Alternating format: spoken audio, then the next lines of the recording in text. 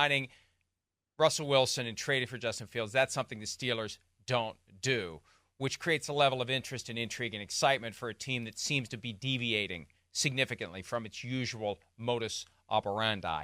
Here's more from Mike Tomlin, who is a great coach who's never had a losing season. There's that block of Steelers fans that want to fire him anytime they lose 2 games in a row. Be careful what you wish for, because this guy knows what he's doing. And here he is talking about whether or not Russell Wilson still has the old mobility and whether or not we'll see a little Cordell Stewart-style Justin Fields package with Wilson as the starter. I am completely comfortable with the mobility that he has. I don't necessarily have a frame of reference from earlier in his career because I wasn't around him day to day. But what I've seen day to day as he's gained his health is certainly sufficient in terms of doing things that we desire to do with quarterback mobility or doing things ad lib in terms of extending plays. That is very much still in his wheelhouse. I don't mean to telegraph anything to your friend Raheem Morris, who you're seeing in a couple Sundays from now.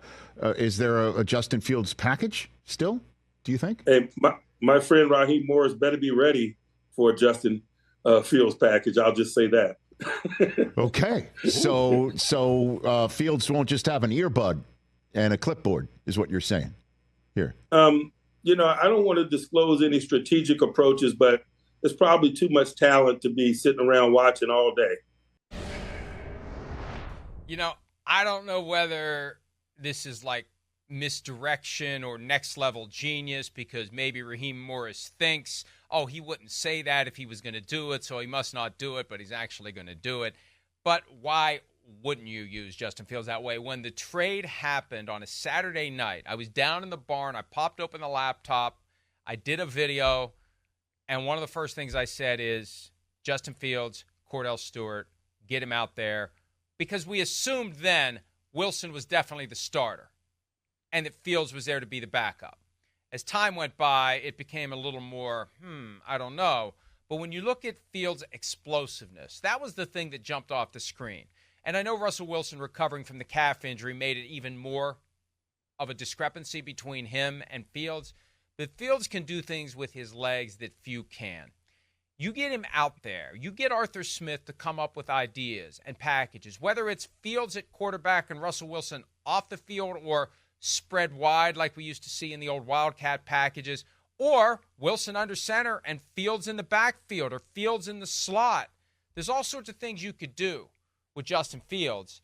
And if we take Mike Tomlin at his word, and we've learned over the years you can never take football coaches at their word because it's all strategic, why wouldn't you get Fields out there? And I think that is a way to get Fields comfortable, make Russell a little uncomfortable, and make him realize if you don't do well enough here, we got a guy who's ready to go.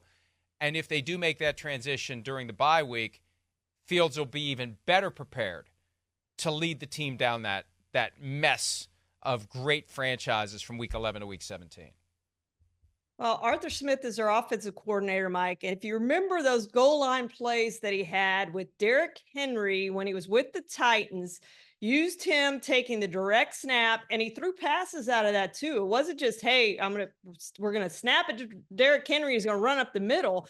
There were passes he threw. I remember a couple of jump passes he threw, and he was very good at it. So I could definitely see Justin Fields being very successful on those goal line plays down there with the Steelers, especially with the running game that they expect to have. So I do expect to see Justin Fields on the field at times. Now, what I'm intrigued about is you and I both heard this all season before it was reported that the Steelers could use Justin Fields as a kick returner. I would love to see him as a kick returner in what they're calling the dynamic kickoff return to see what he could do. Now, I agree with you. I think most teams are going to kick it through the back of the end zone, but I would love to see Justin Fields out there running back kickoffs, because I think he would be very, very good at that. He just has a really special skill set, I think, that the Steelers can utilize. It's a little bit different than what Russell Wilson is. Yeah, I mean, Justin Fields wanted nothing to do with that talk, and that talk was real. He wanted nothing to do with it when he was competing to be the starting quarterback. Now that he isn't, it's an opportunity to get on the field and make a difference. And look, Bill Belichick said yesterday to Pat McAfee exactly what I've been saying for months. And it does carry a little more weight when it comes from Belichick, just a slight bit of extra weight from Belichick than when it comes from me. But if Justin Fields is back there with Cordell Patterson as the two guys deep on the kickoff, you know what they're going to be doing? They're going to be looking up and watching the ball go over their heads. And that guarantees you're getting the 30. If you just put him and Patterson out there, what team is going to say, yeah, let's go ahead and take our chances with those two guys? Yeah, I don't think anybody's going to take their chances with that, Mike. I mean, that's two fantastic guys that could break it all the way. We've seen what Fields does running the football, and I wouldn't take that chance. In fact, I'm not taking it probably with anybody, but I'm certainly not taking it with those two guys. Reminds me of one of my hottest takes of all time. It was either 2005 or 2008. I think it was 2008. I advocated making Troy Polamalu a kick returner for the Steelers because he was the best broken field runner in all of football. He'd get the ball in his hands, and it was Tasmanian Devil spinning and whirling and slashing and finding his way to the end zone. So they didn't take my advice then, which is probably why they ended up winning the Super Bowl in 2005 and 2008.